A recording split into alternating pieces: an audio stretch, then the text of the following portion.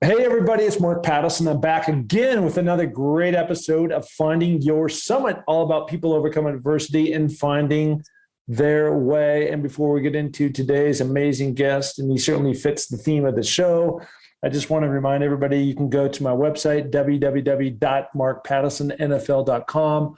There's many things that you can find there. The first one are more podcasts like this, inspiring people to do great things. I need to get inspired. My next bit of inspiration I'm seeking to get after is climbing Cotopaxi down in Ecuador in December. I've got a big birthday coming up, so I want to make sure that I'm fit as a fiddle, that I can actually pull that off. Also, the NFL just finished producing and releasing Searching for the Summit. It's on YouTube. It documents my epic journey up and down Mount Everest, and it's really cool. The content, they did an amazing job of storytelling. So if you have not seen that film, 30 minutes doc on YouTube, Searching for the Summit. And finally, I continue to raise money for my daughter, Amelia, with Amelia's Everest. She has epilepsy, and we've created a campaign called Amelia's Everest. So every day, every way, I try to do something to drive more awareness and funds towards that cause to help other people. Okay, that's it. So again, www.markpattisonnfl today. Today, speaking of which, I've got just an amazing soul that has had to overcome so much, but in a strange way, it was a blessing in what actually happened to him. It seems almost impossible, but it actually did happen. His name is Jordan Thomas. Jordan, welcome to the pod. Thanks so much. So glad to be here and to connect with you. Thank you. Yeah. And then we were trying to figure out how I connected in with you, but I get so inspired. And I've said this before, but when you do podcasts, I can tell you this is that it becomes a grind, and it's super fun to have these conversations, but all the things behind the scenes of going out and trying to find various guests and booking them, and you're going back and forth in email and then researching. And then finally, you're ready to have this conversation, and off you go. And I've done now 220 of these podcasts. And so, it takes a lot of dedication, just like mountain climbing, just like playing in the NFL, just like golfing, which we'll talk about in a few minutes. But it does take, a grind, and you got to keep your nose, focused on the reason why I'm doing this. And at the end of the day, it's because I get inspired by guys like you, really. And even though I've been able to pull off some cool things, I'm out there by myself most of the time training and doing these things. And what really fuels me and keeps me going is actually listening to stories, because it puts my own situation in perspective of what's important and what's not. So let's start off with your story. So I know this happened roughly 16 years ago, but it's had a profound effect on your life. But let's tee up that day that you were with your parents down to the Keys. You're on a boat, and why don't you lead us through what happened? Yeah, absolutely. Thanks for that intro, man. I've got goosebumps and chills. I got a little teary there just thinking about how important it is for guys like us to connect with one another and find that encouragement and support in one another, and sharing that, to share that, So thank you for that. And for me, August 16, 2005 was one of those days where my life changed forever. I was this able-bodied 16-year-old kid, hyper athletic, really kind of a go-getter. And I was scuba diving with my folks. We were a ways out, 5 miles off the coast there in the Florida Keys. And I had just been scuba certified. And my dad was a big boatsman and loved sort of the outdoor stuff. And so I got certified because my oldest brother got certified. And so we made the trip out. It was about a 40-minute ride out to this spot where we were going to go lobster fishing. And I was impatient, this rambunctious 16-year-old kid, and I had my gear on first. And my dad was still getting his stuff together, and I dove in the water. I gave him the all clear. I was good.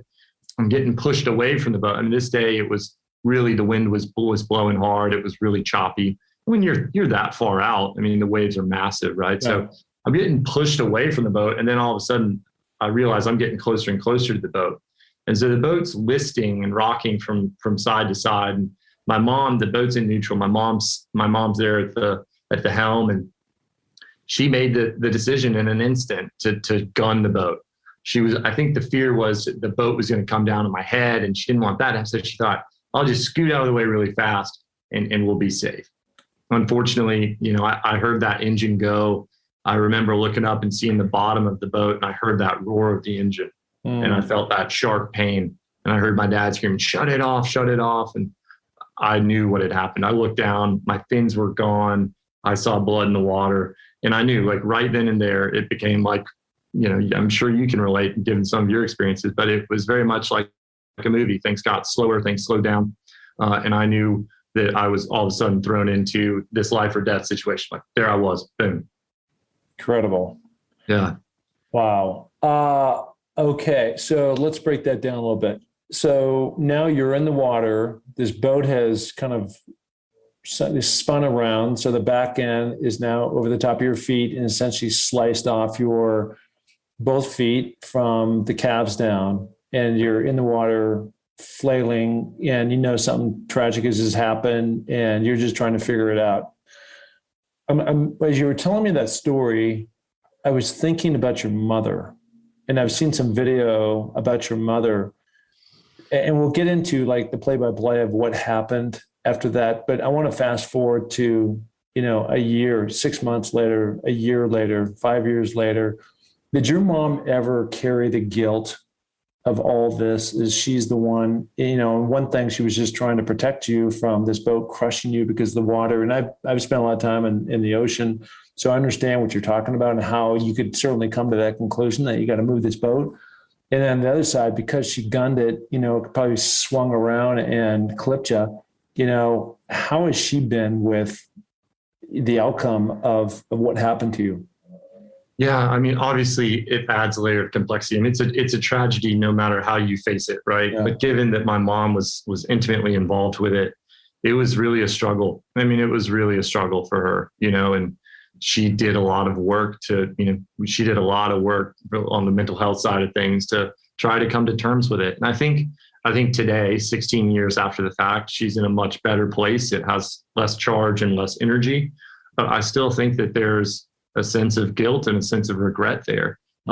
As much as I have come to terms with it and have forgiven her, I mean, I think she made a decision in a split instant. She's my mother. I know that she would never do anything to hurt me. I don't think she did anything negligent. Yeah. As much as I've sort of cleared her of that, I think she still carries it some, but I think she's a lot better than she was. I know immediately after the accident, there was a tremendous sense of guilt. And I took that on, Mark. I took on this sense of, I need to protect her. I can't feel angry towards my mom, so I need to protect her so she doesn't feel worse for having this happen. So that added a layer of complexity in my own personal recovery. But at the end of the day, what it's done for us is it's brought a level of communication and vulnerability and authenticity in our relationship that we just never would have had accomplished.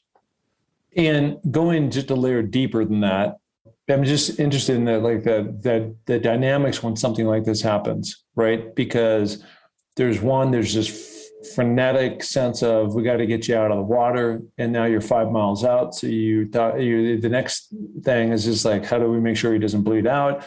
And then how do we race? And even when we get to where the car was parked and on the boat, now how do we deal with it, getting an ambulance? So we'll get into that in a minute. But from your dad's standpoint, who I know you're close with both your parents, but from your dad's standpoint, how did, in terms of his sense of how this thing all played out and the boat being gunned and everything, has that worked out okay with your parents in terms of those two and the way they communicate? Yeah, 100%. I think when you see tragedies like this, it goes one of two ways. It either drives a wedge and it splits people apart, or people are forced to come together and connect on a more authentic level. And that's what they did. I think they both made the commitment early on to say, this was a tragedy. This was an accident. This is something terrible that happened. And what can we do now as a result? Like, look, the chips are on the table. Like, what are we going to do with it? And I think they both made that mutual commitment, both to themselves and, as a couple, to overcome this. I don't think at any point either one of us looked at my mom and said, why did you do this? So I think it's drawn them close together too, for sure. Yeah. Yeah. And there's look, I'm just, like human reaction, and this is not pointing the finger at anybody. I'm just, because I have two daughters. I don't know if you have any kids now, and I have two daughters. And if I ever cause one of my daughters some kind of pain or agony or something tragic, like what you're talking about, as a parent, as a dad, that would be really hard for me to ingest and process. And like, how do I take this thing forward? And that's just at the end of the day, that's just called human emotion, right? It's just like everybody reacts to things in different ways and perceives a situation and how they're going to deal with it and how they're going to deal with it in a really positive way going forward. And my sense is just, the way you are and you've got great energy and the way that you took this on after, that probably helped also with the healing that everybody in the chain needed to go through in order to, get yourself, so to speak, back on your feet. Right. So, okay. So now you're in the water, your dad probably pulls you out. And how did you get back the another 45 minutes or so? How did you get back to shore without bleeding out? Do you just take like massive towels and you're just compressing? Is that what you're doing? Yeah. So this is another sort of thing that's helped in my healing. Both of my parents are physicians. So, I think without my parents both being doctors, I'm pretty sure I'm not here talking to you today. I lost over half my blood on that boat ride back. My mom took my croquis off my sunglasses and tied that around my femoral artery, towels, compression, elevation, the things that to do. And then they just stayed with me. And my dad, did a great job they both kind of did a great job of getting me back into the boat. They went to work. They went into physician mode immediately. My dad's on the radio. It was on the Coast Guard channel, and he's just yelling prop injury. So by the time we had gotten back 45 minutes later, there's an ambulance there waiting on us when we pulled into the harbor there. And I was taken to a small local hospital. I mean, they'll stitch you up and maybe give you a splint, but can't handle this level of trauma. And so I'm there, I'm in the hospital bed, and the girl on the gurney really, and they're dumping ice on my legs to try to restrict, blood flow. And, my dad, both my parents being intensive care physicians, said, where's the helicopter? We have got to get him out of here. Obviously that he's going to die. And they said, well, we called to Miami and the helicopter it's out on another mission. And my mom, she's a bulldog. She's a bulldog. Like, I mean that in the most endearing way. Right. She grabs this poor doctor by the lapel and says, we'll send another helicopter, knowing that as a level 1 trauma center, they have to have another backup helicopter. So sure enough, about 15 minutes later, here comes the EMTs, and they're in their helmets and they look like figures out of Star Wars. And it was a hot landing, so they didn't stop the rotor. They just kept it going, and I was out. Incredible. So, okay. So it's obviously super traumatic. I was going to save this question for later, but I'm going to ask it now. Over the next months, and we'll get into the healing part and your athletic background and how that played a major role in your comeback. But did you have any nightmares? Like, you're sleeping in the 3 o'clock in the morning, you're just wake up violently, like sweating and everything, and just like reliving that moment and your feet being chopped off. I mean, I can't imagine that. Oh yeah. In a big way. I mean, I say this often, like my emotional injuries were far more injurious than my physical ones. Like, so there are times when it's 3 a.m. and I'm waking up and I'm thinking I'm in the water still.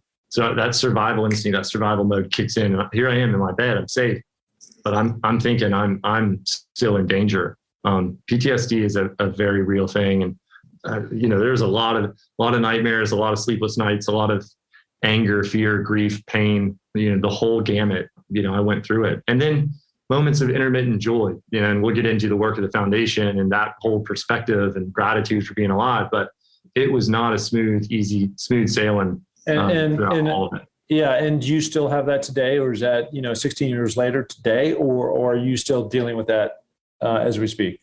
No, it is not nearly as acute as it was. No. Because I've made the commitment to do the work. I've learned how to integrate a lot of that into my life. But it's still, there's still things, I find myself with hypervigilance, being kind of really mindful of where certain things are and a sense of safety.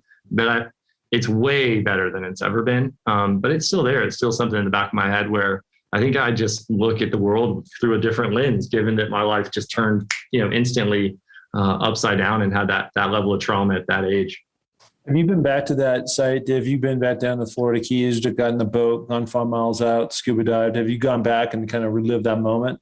No, I haven't. I would do it though. I would do it. I've gone back out on boats and I've not been diving since, but I haven't been back to the Keys. No. Mm-hmm. Interesting. Okay. So 16 years ago, this tragic event happens all in a minute. Your parents are both surgeons. You get airlifted out. Now you're in the hospital. Now you're realizing, what actually happened. So let's start to transition over into the road to recovery. And I know a lot for you has really revolved around the world of prosthetics. So essentially retrofitting you with these legs so that you can actually resume your life of walking and participating in various sports and activities and being able to go down the street, without being in a wheelchair. So, what a gift that whoever invented these, again, what a gift, right? So tell me about that transition of learning how to walk and retrofit and just the awareness that you were going to enter this new phase of life.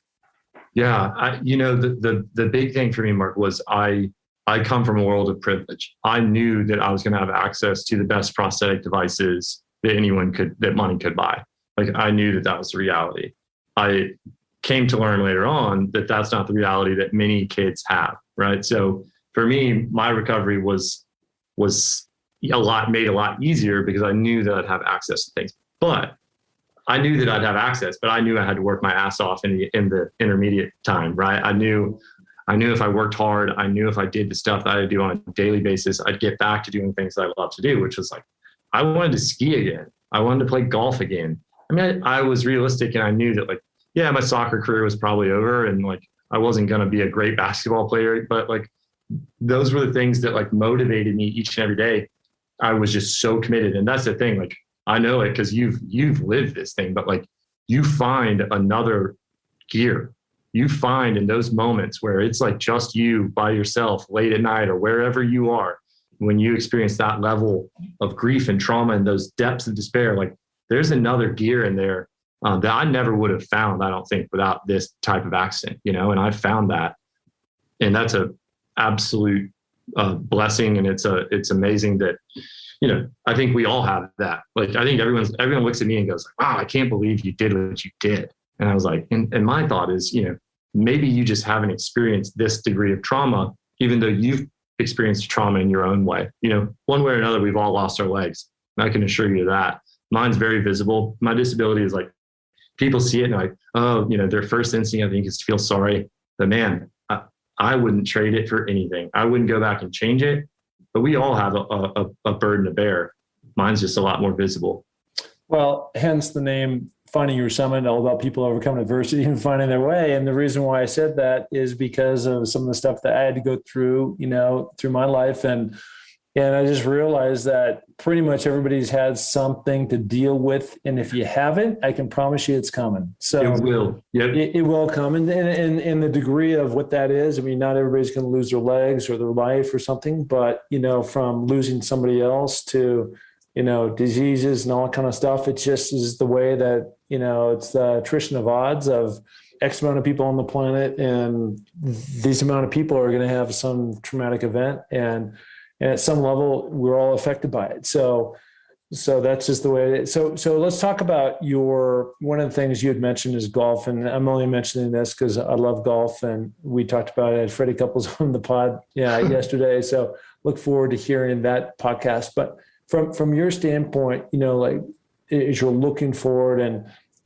you're as you're working through the level of difficulty of really relearning how to walk and getting your strength back. And I'm sure your muscles had atrophied and things like that. There's that one sport out there that you don't have to run and jump and like soccer, basketball, which is golf. And golf is something that you had been playing at an earlier age. And so you had kind of the basic swing and you knew the fundamentals of the game. How did golf really bring you back, help with your mental positive attitude of getting back into the game? As early as I could, I would go, I'm still in my wheelchair. It took a while to learn how to, to be ready for the prosthetic devices. I would go to the golf course and I would sit in a golf cart and have someone drive me around the golf course.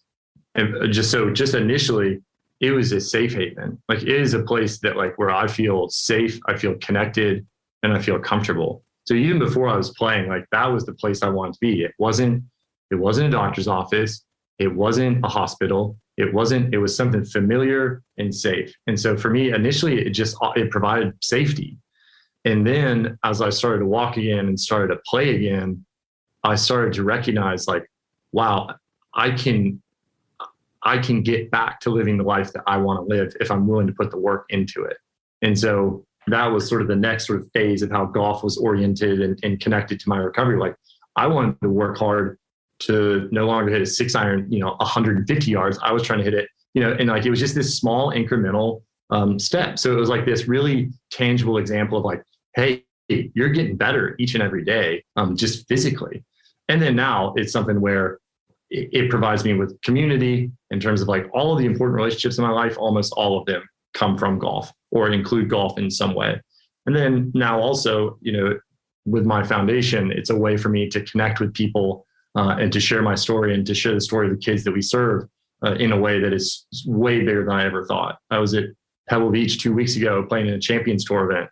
And so talking to the PGA Tour about ways that we can get involved from a diversity, equity, and inclusion standpoint. So golf has given this platform and it's this even playing field where, like, I get to use this skill that I developed and was given just naturally to impact lives. So for me, it's an avenue to, like, connect with more people and drive more impact and to make the world a little better place. What's your handicap? I'm a +2 right now. Okay, so you clearly beat me. So I'd probably give you some shots. You give me 14 strokes is what you do. So that's the way that would play. But good for you. And so much about golf is precision and visualizing, your shots. And fortunately, you can ride in a cart if that's what you do, and then hop out and hit your shot and jump back in and off you go. So that's just it's an amazing, trying to think of the right word, just resource for you that you've been able to go and really funnel that energy. And like you said, I love playing golf, and wherever you go throughout the world, and I've been fortunate to play in Ireland and Scotland and across the United States and places.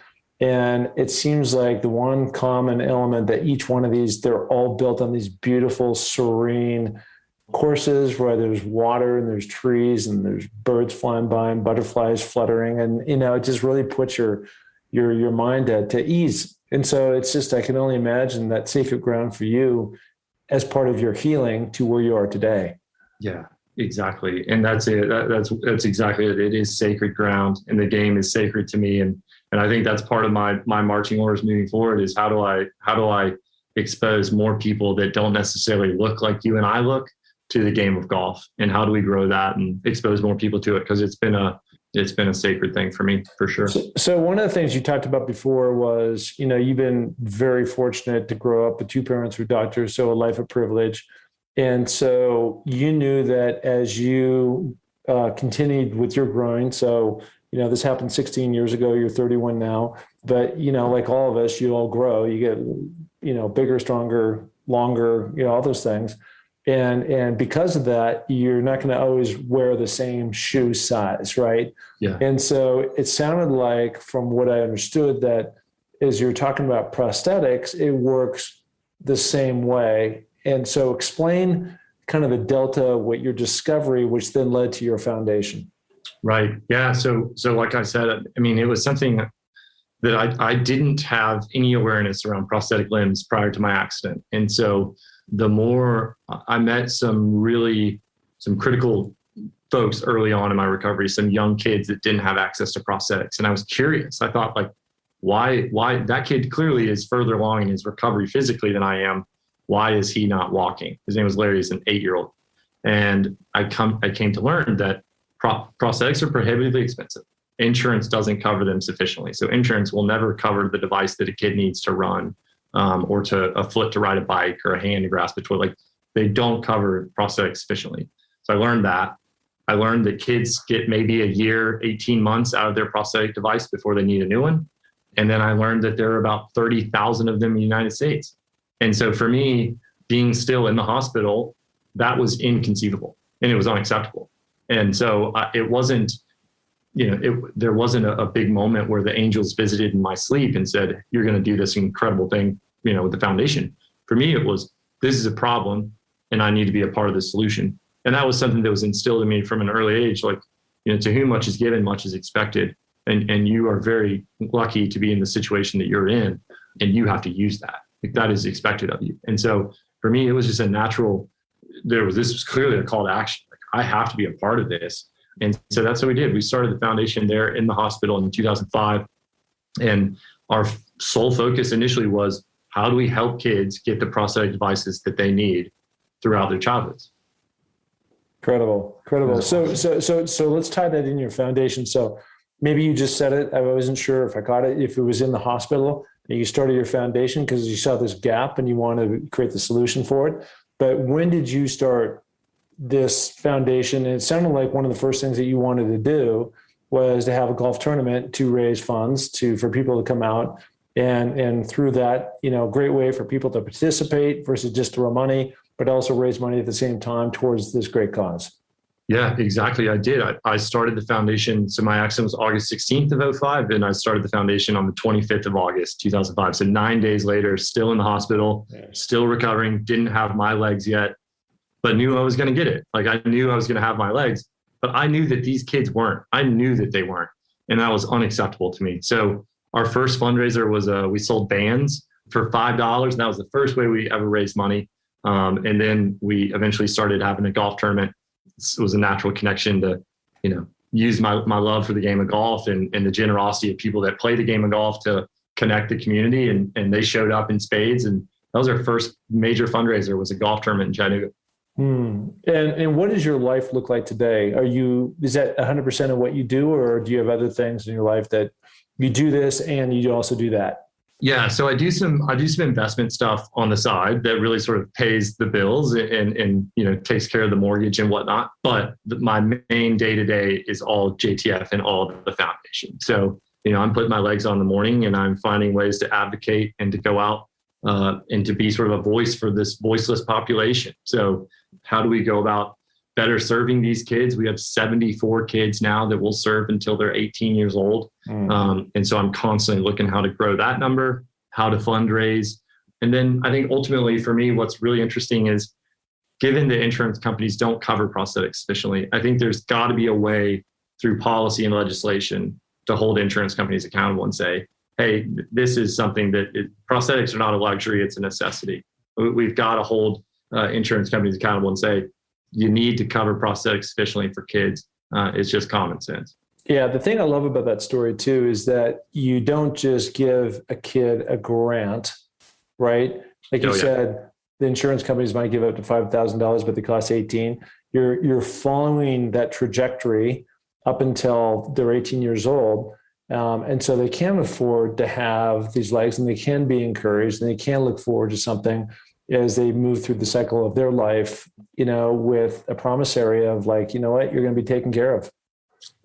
Well, exactly. That was really important early on. Like, I was really committed to, I don't want to give a kid access to a great prosthetic device, and then all of a sudden they outgrow it in 12 months and it's over. So there's that continuity there with our kids, which allows us to be sort of a part of their family and vice versa. And so right now, what's really exciting is we're in a growth phase where we're looking at how can we be a holistic resource for these kids beyond just covering the prosthetic device? What else can we do from a mental health standpoint? What can we do to support these kids and their families? Are there ways that we can enable them to pursue their education? Because the thing that I see is that when we give these kids an opportunity and we give these kids a chance, they go out and do remarkable things. I mean, they do incredible things if they're given a chance. But if we say to our children, you are destitute and you are forced to be wheelchair bound for the remainder of your life, only bad outcomes happen. Only bad outcomes. So let's encourage these kids. Let's provide them with the things that they need to go pursue an active and healthy life. And they do incredible things. I mean, I was with one of our kids that was a Paralympic swimmer that just got back from Tokyo last night. I mean, they do remarkable things. And you know this. I mean, this isn't news to you or really anyone that's listening. Kids are resilient. and they overcome. And we should look to our children more often than we do for inspiration and resiliency. I mean, they are unbelievable. Yeah, so right. CNN heroes. I mean, certainly you're well deserving of that award. I was watching the video and, you're in a room packed full of celebrities. I don't know where that took place, but it was certainly a full hall and, your name got called. You went up there, you spoke. How does somebody, I mean, obviously you have to go through something like this and turn a negative into a positive. So I get that.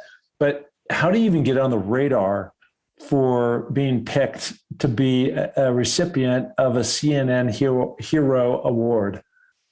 I don't know. I'll ask you this. I mean, you find yourself in remarkable rooms with remarkable people on a consistent basis. Do you ever get like imposter syndrome? I said that this morning. I mean, I guess you have to put yourself in those positions. And I would also say that there is nobody that has worked harder than me on all these different things that I've done. And, when I'm running up and down the mountains, like we're talking about Mount Everest right now, preparation for that, I put 150,000 vertical feet in last winter in 3 months. And so, there was no cameraman out there. There was no, news reporter, the photographers.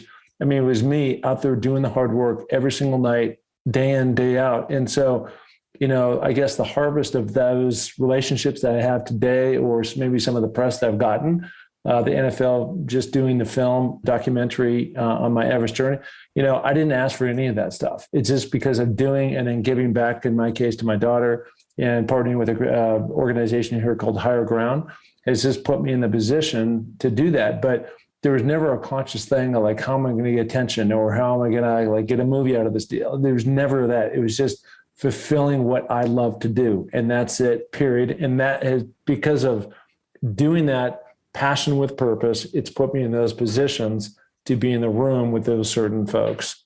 It's so well said. I mean, I think that's it. Like, this is what I was put on the planet to do. And I put my legs on each and every day and I go to work, never with the idea of being at the Kodak Theater in LA, being named a CNN hero. There's certainly that night there was imposter syndrome for me because I see the other 9 CNN heroes and I see that they too have devoted themselves, their lives, and have made massive sacrifices in order to, accomplish the things that they're doing. So it was obviously it was massive for the foundation. It was massive from an exposure standpoint and inspiring because it's like the human spirit, like you felt it that day in that room, and like what people can overcome. I mean, people that have, faced death threats and have faced all kinds of horrible, horrible trauma with the folks that are directly opposing the work that they're attempting to do to rescue women from sexual assault in sub-Saharan Africa, or, all of them were remarkable humans. And so to be in that category, it was like, wow. So it was like pause and recognize the work that we do, because I don't really do that. I mean, it's what I'm doing. I'm fulfilling my life's purpose. This is what I was meant to do. This is what I want to do. So I don't really pause to celebrate the accomplishments, I do know. And what you're doing is just that, doing. And, if there's awards or whatever, I really see it from my standpoint, like, I don't think there was an article that came out that did not mention Higher Ground and my tie with Amelia's Everest, my daughter Amelia, with epilepsy. And so if there's any way that I've become this beacon of light to inspire others, it's not because of what I've done physically. It's because of what I've been able to redirect that light to those organizations to raise more money. And that's it, period. So that's, you said it's something interesting, you feel like that's what your life's purpose has become. And one of the reasons why I asked you about your mom, the guilt and all that kind of stuff is, hopefully that she understands that, you had to have this accident happen because God gave you your place in life to be able to serve others. And if that hadn't happened, then who knows what I'm sure you've been, great, but you've been able to elevate so many people. You talked about the 74 kids that you've been able to help and you want to include more. I mean, what a, gift, that you've been able to do. And you had to have something tragic happen to you for that to happen. So I hope everybody in the chain, certainly sees that. Where can people find you? JordanThomasFoundation.org is our website. Follow us on Instagram, Jordan Thomas. Yeah, at Jordan Thomas Foundation. And then me personally, I'm at PressOnJT. Great. There he is. Okay, buddy. Listen, love having you come on, tell your story. And again, it's just great when somebody takes a tragedy and turns it into a positive versus being, why me, and going through all that. And you're certainly one of those guys. So one of the podcasts I've really enjoyed doing. So thank you for that. And we'll get this story out there live. So thank you. He is the one, the only Jordan Thomas. Thank you. Thank you.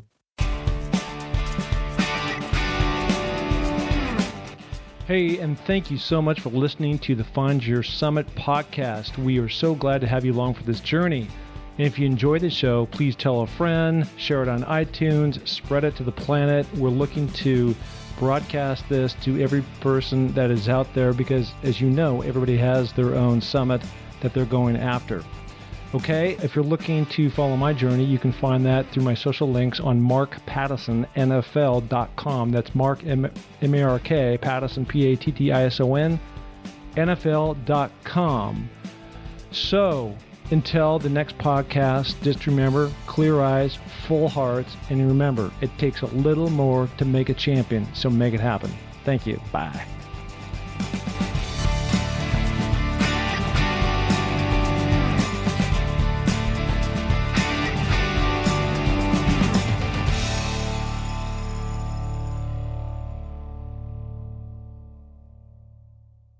This podcast is a part of the C-Suite Radio Network. For more top business podcasts, visit c-suiteradio.com.